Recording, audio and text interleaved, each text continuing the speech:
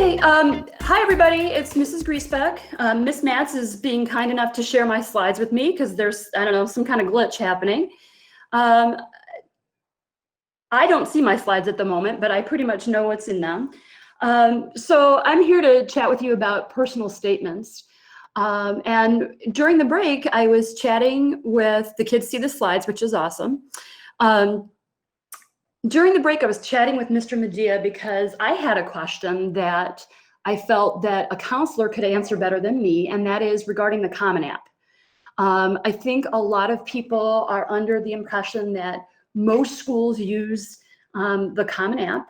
From what Mr. Medea told me, that is not the case. It depends on the school. But one of the things that's interesting about the Common App is that it really has, and I just looked this up this morning, the Common App is using the same essay prompts that they used last year. So if you've seen those, there's about 7 different essay prompts. And one of the most important things to remember about your personal statements, I think that Ms. Matz would concur with me on this as an English teacher, all the counselors would concur as counselors, is that the college personal statements, whether it is a response to one of the Common Apps or something else, is that you don't want your personal statement, whether you're answering a single question or more than one question, you don't want it to be a laundry list of the classes you have taken or the accomplishments that you feel you have racked up during high school. There are other places in your college application that show things that you've accomplished and show the kinds of courses that you have taken. So the most important element of the personal statement is that you write yourself, you write who you are. And I think one of the other things to remember about this is the concept of framing out how you will represent yourself in writing. Your counselors, your teachers, we know you in an animate way, whether that's from being in the classroom with you or being in a virtual classroom with you. We know your face, we know your voice, we know things that make you tick quite often, and a college doesn't. So this is your opportunity to frame out briefly, succinctly, and assertively who you are. So one of the things that I really want to encourage you to think about is that, again, you avoid the laundry list and you think about something that speaks to you in a more anecdotal way. So an anecdote is a story, and at the moment I'm looking at the Common App questions. One of the elements I have in your slideshow that you can refer to later is challenging yourself to think through elements of you that are not your transcript, elements of you that are not, again, a list of things that you have attended or been involved with.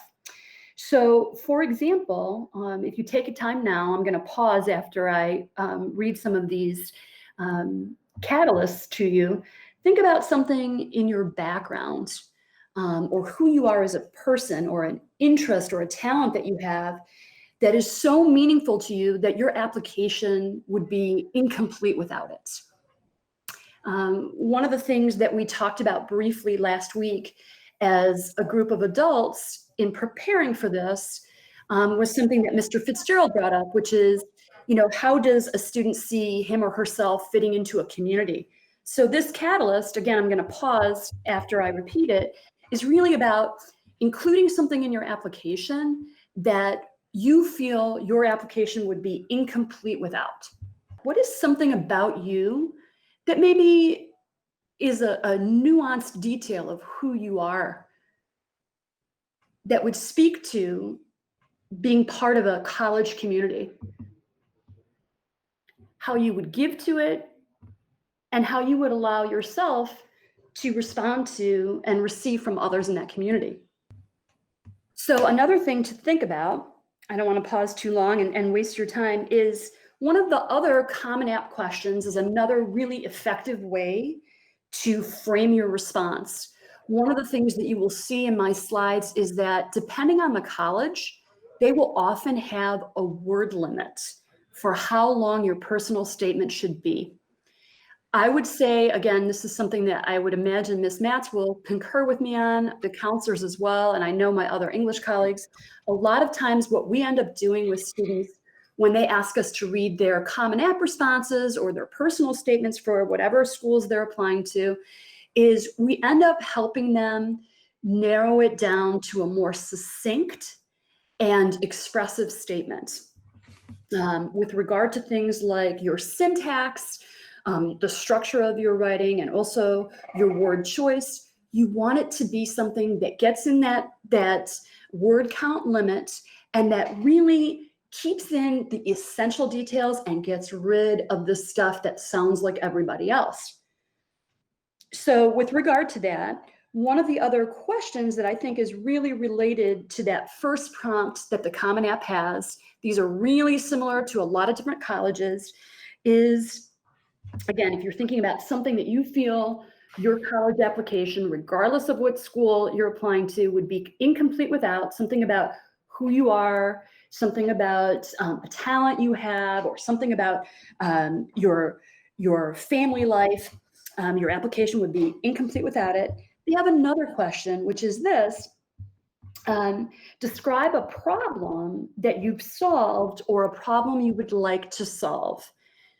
I did not include this in my slides, but one of the things that I think most people would probably be aware of is the fact that a lot of students will want to or feel the need to write about how they have approached and dealt with the problem of having to return home from school in mid-March, early March of their junior year to complete their junior year online due to a worldwide pandemic. I would not be surprised, I'm sure Mr. Medea wouldn't be surprised if some schools might change their essay prompts this year to include something along the lines of, how did you deal with this problem? I think one of the interesting things about the Common App questions is that they ask you about a problem that you would identify and how you might solve it. So I would say that one of the things you could probably do with a question like that is personalize it by thinking about maybe the ways in which you look at this problem. Do you look at it in an intellectual or a scientific way? Do you look at it in a political or a socio-cultural way, and constantly link it back to you? One of the caveats to always remember, regardless of what question or prompt you might be responding to for the personal statement, is that you want it to be about you. That's one of my biggest pieces of advice that you will see in my slides. There's nothing wrong with including someone else important in your life that you write about in your first person perspective, maybe how a certain relationship impacts your life. However, you don't want your personal statement to be about your grandmother or your parent or your sibling or your best friend. That person can potentially make an appearance in your personal statement, but only as that person relates back to something that you're going to reveal about you. So can I chime in one thing there, Mrs. Griesbeck? Yeah, absolutely. So our U of M rep always says, give me a compelling reason to say yes to your application. And I always like to think of it as, and in this context of overcoming an obstacle, let's just say, you want to be able to speak to how it's fundamentally changed you as a person. Not only we would talk about in the context of school, but what life lessons have you learned that you can apply to possibly your part-time job, or how you interact with other people, and how that makes you, I don't want to use the word a better person, but how it's changed you as a person. So it kind of piggybacking on what you said. And I also think oftentimes in job interviews, for many jobs, the employer or the potential employer will say, why should I hire you? You can think of that also as with the college saying, why should we admit you? What do you bring to the campus? What do you bring to your profile as a student? What qualities? And through these trying times, remember that there's a whole nother dimension to that, the answering that question. Yeah, I think that's great advice. And that underscores something that Mr. Fitzgerald spoke to me about last week regarding, again, remembering that when you write these personal statements, regardless of whether or not you pick up on a prompt regarding how you dealt with an obstacle or a problem that you identify, or even if they have a COVID specific question, and I have no idea if they will or not, remembering that you are writing a personal statement in the context of thinking about the fact that you are applying to college because college is about transitioning from high school into a new community. And that's part of your education, both in terms of an academic element as well as being part of a civic community.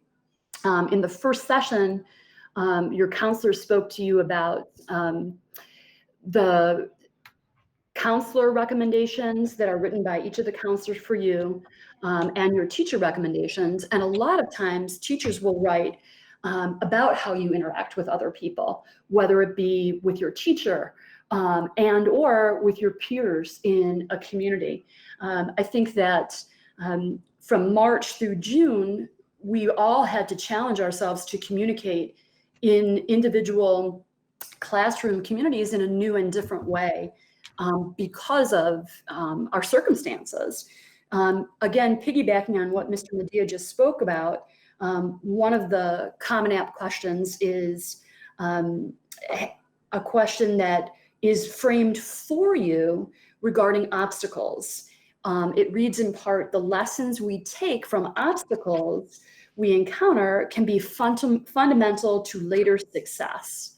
And then it asks you to recount a time when you faced a challenge, a setback, or a failure. I want to piggyback on what Mr. Medea said regarding something like a part-time job. Whether it's a part-time job or things like, I know a lot of my students shared with me during the March through June period that they had to step up in their household in ways that they never expected to do. Cooking meals, taking care of and mentoring younger siblings in their academic work or otherwise.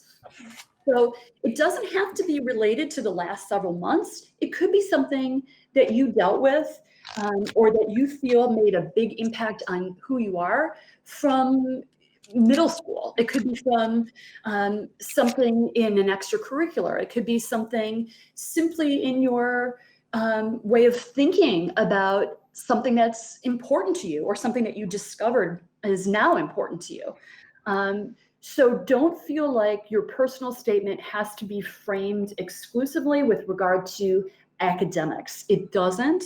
And you want to be honest and write with the kind of detail that will reveal you. One of the other things that I always encourage students to do is when they decide what colleges they're applying to, and obviously if you are applying to more than one Common App school, you can use the same responses. You could do a different one depending on, if that's your choice, because there are 7 different questions that the Common App offers. I would encourage you to write without editing yourself first, and then go back and edit. And by edit, I mean both looking at things like your grammar. I highly recommend, as it says in the slides, that you write in present tense. You can reflect on something in the past, but write about yourself in an active voice to kind of cut down on overly long verb constructions and kind of wasted words. The other thing that I highly recommend is that once you write without editing and you go back and edit for the syntax, the sentence length, getting rid of unnecessary words, then you can revise the anecdotal, the personal details that you include in there. That would be the time that you ask for someone else to read your piece. I included that activity in your slides regarding trying to think about, a number of things about yourself that are not academic or that are not a laundry list of your accomplishments. I would highly recommend to you that if you are comfortable, you get together in a small group of people who you feel will be honest with you and not just give you generic positive feedback, but actually read your personal statements and give you feedback about something they learned from you because of what you included. A lot of times people will write a statement that, quite frankly, is forgettable, and you're not a forgettable person. I think the reason that they write a forgettable personal statement is because they are trying to write with their audience in mind, and they want their audience to accept them, to say, we want you to be a student at Michigan State or U of M or Albion College or whatever school it is. It's really important that when you frame this out and you consider your audience, you keep in the back of your mind, not that you're competing with thousands of other kids for a spot in the school, but that you have something to bring because of how you share the smaller details of yourself. Your transcript, your test scores, your accomplishments are things that someone sees in other pieces of your college application. So it's extremely important to remember to give yourself some time with these. Again, I would defer to my colleagues and tell you that a lot of us have experienced the same thing, where it gets closer and closer to 0 hour of applying for early decision or applying for a regular deadline. And all of a sudden, you're approaching your teachers or your counselor or your friend to go over your personal statements with you. Even if you feel right now like you have a lot of time, and in some ways you do, one of the things that I would highly recommend is taking the time to look at the schools that you're applying to and make some determinations for yourself about what schools are, sort of high priority to you. Look at what they're asking for in terms of a personal statement. Do you get to choose what to write about? If you look at those Common App questions, the very last one actually asks you, provides you with the opportunity to share a piece of writing that you have done that is not a response to one of their questions. I think it's really best, and I would imagine that the counselors would agree with me on this, it's really best to share a piece of personal writing that reveals something about you. You don't want to, they're not asking for a writing sample that is expository academic writing. They're asking for something that reflects you, so that they can get a feel for you as a human being. And again, one of the things that I encourage you to do is, as you consider that audience, once you consider the audience, really think about kind of backing off from considering the kind of enormity of the situation and just let yourself write. Then you go back later on to the editing and revision process, which of course is that combination of making sure that your sentence structure is clean and that you have varied language. And then the revision details are really about that process of saying to yourself, okay, does this really reflect me? This is where you go back to saying, okay, do I want to get together with a small group of trusted people who will give me genuine feedback about what I have written in response to this question? Again, one of the things that tends to happen when we work with our friends is that we trust them, but they give us generic feedback. You don't want generic positive. You want someone to say, this is what I learned about you that I didn't know. And this is what I think about how you expressed those details about yourself. If you go back to what Mr. Medea said regarding something like a part-time job, think situational. Think about putting yourself into a situation that you've had and reflecting upon it in present tense. This is what I can say now about this situation I had, whether it's from March through June of your junior year in high school or something else.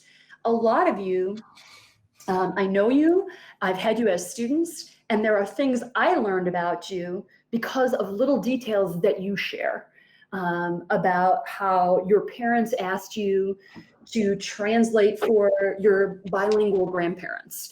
The things that you often think are little are the things that you should definitely consider very prominently in writing personal statements, because those are the things that make a university pause.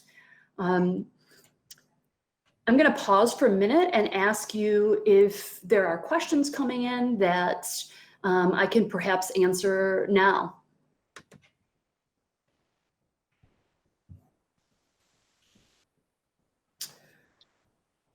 There are no questions so far, but folks, if you've been waiting and just listening and absorbing and now you want to post your questions, please feel free to do so. And Ms. Griesbeck, I have it up on the advice slide, but let me know if you'd like me to go somewhere else in the slideshow. Great.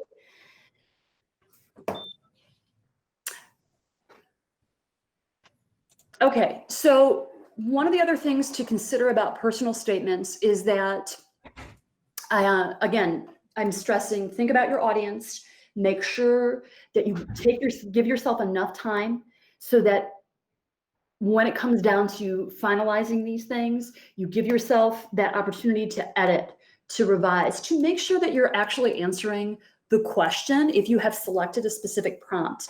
There are colleges that ask very unique questions. The University of Chicago, I remember a number of years ago, asked a question like, I think it was one of their choices, it wasn't the only one, and it was something along the lines of write page 251 of your memoir. And it really encourages kids to be creative. It's very, I would say, non-traditional because it forces you to frame it in a certain way. So I'm really stressing to you that what you want to do is when you select a question, allow yourself the opportunity to write without editing, frame it, make sure that you're answering the question. Make sure that you're allowing yourself to be honest. You can even do things like including recalled dialogue between yourself and another person. You want it to be anecdotal. You want it to be not an expression of, here's what I've accomplished. At this point, I'm very much just reviewing what's in the slides. If we were together, I could give you the opportunity to work together in small groups to start brainstorming really specific things about yourself that are not academic, that are not, again, the laundry list of accomplishments. And then you could move on from there and you could share those things in an anecdotal way as though you are having a dialogue or a small group meeting with people.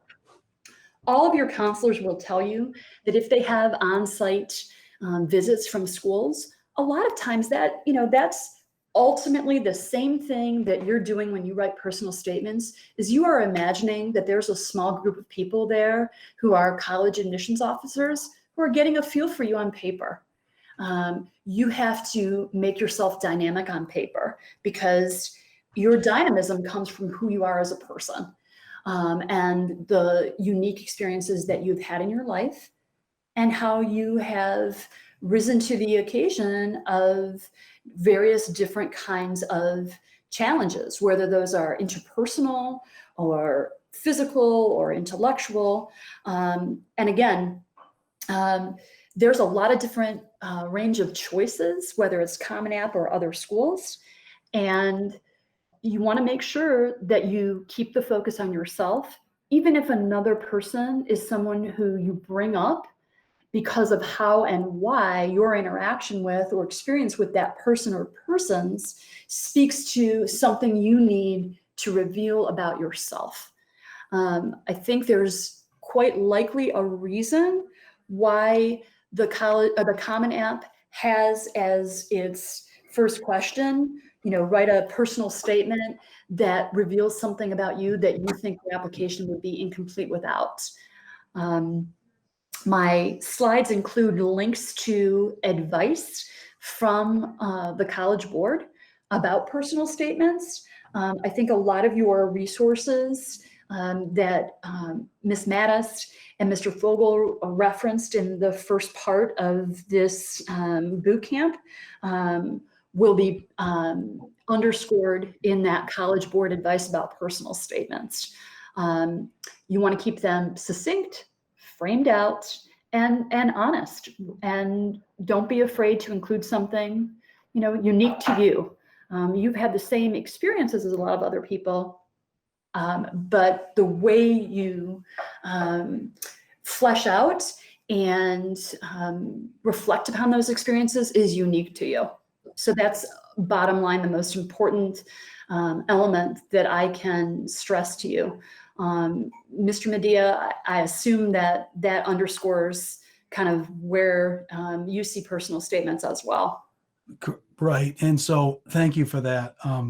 All I would say is to piggyback again on what you said, you want to pour your heart out, guys, who you are as a person in the statement.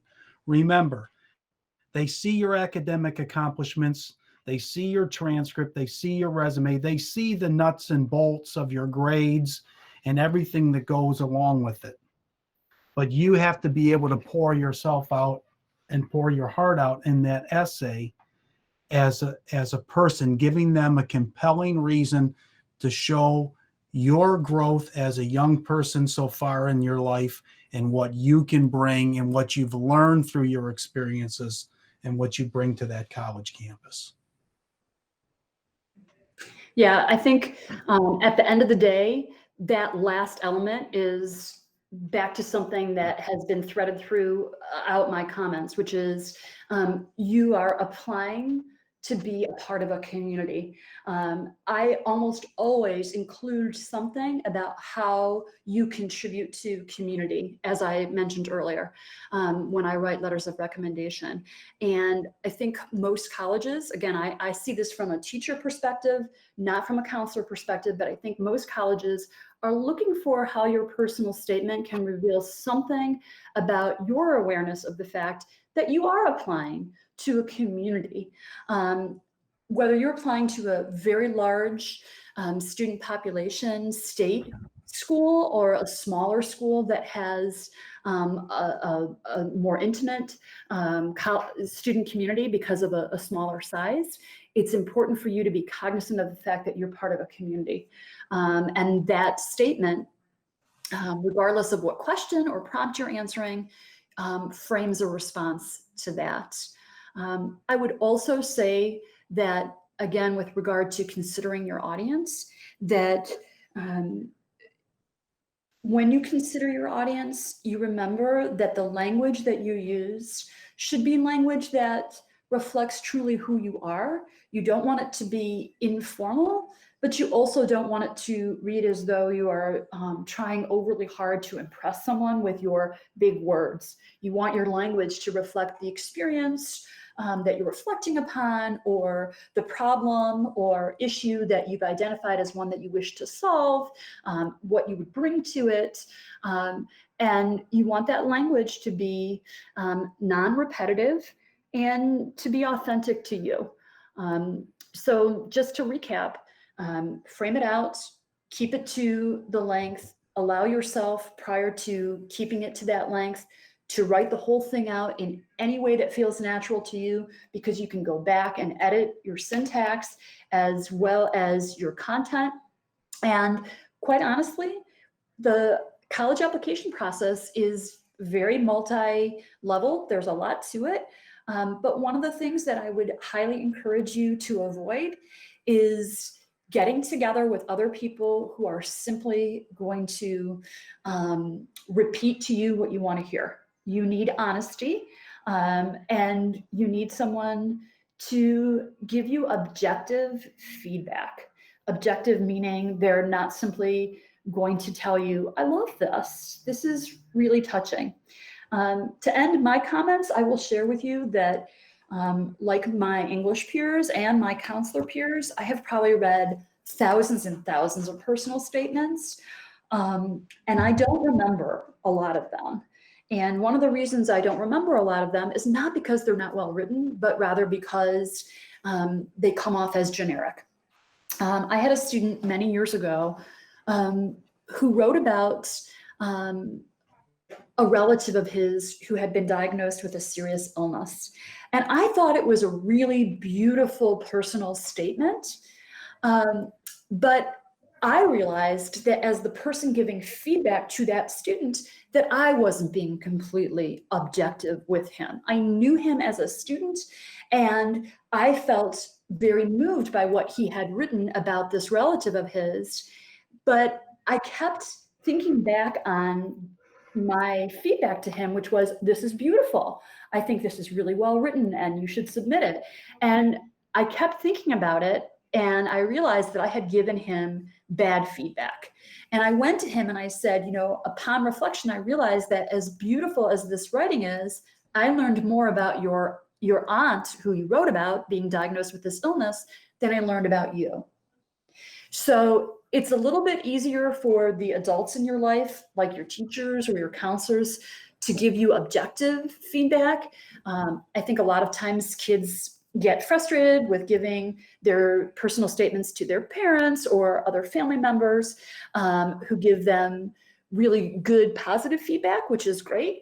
But remember, you also have to allow yourself to get feedback that, while it's not negative, is feedback that is a little bit more objective and nuanced, like, I learned a lot about your aunt, but not about you.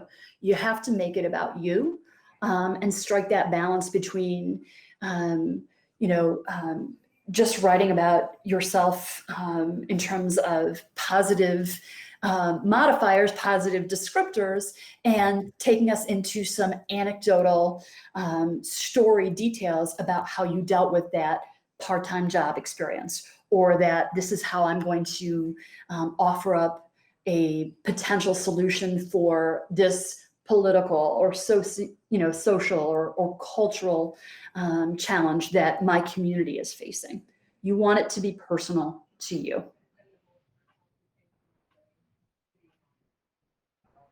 That's pretty much what I have for you guys. I hope the slides will be helpful to you. I appreciate Miss Matz for presenting the slides. Again, remember to reach out to people who will give you objective feedback, and not to wait till the last minute. It can be a really nerve-wracking process for everyone. And then you might end up getting some fairly subjective and generic feedback because people don't have the time to give you the more objective and specific feedback to the statements that you write. Mr. Medea, anything else that we should offer up to them in the way of advice about the personal statement? No, I think it was very concise and complete, and you did a great job. And Mrs. Griesbeck and I have been working together for an awful long time. So she's an expert in this area, and she knows what she's talking about. So just know we're here to help you on the journey ahead. Thanks, Mr. Medea. And I agree. I think that your English teachers can give you help with personal statements, but I think at the end of the day, trust yourself and trust that you know who you are, and you know the difference between something that sounds like everybody else and something that is authentic to you. So that's all I have for you guys. I hope these slides will be helpful to you. Go ahead, Mr. Medea. No, I'd say excellent advice. If you guys have specific questions that I can answer, I do look at my email all the time, so I'm also happy to answer any questions. Again, thanks everybody.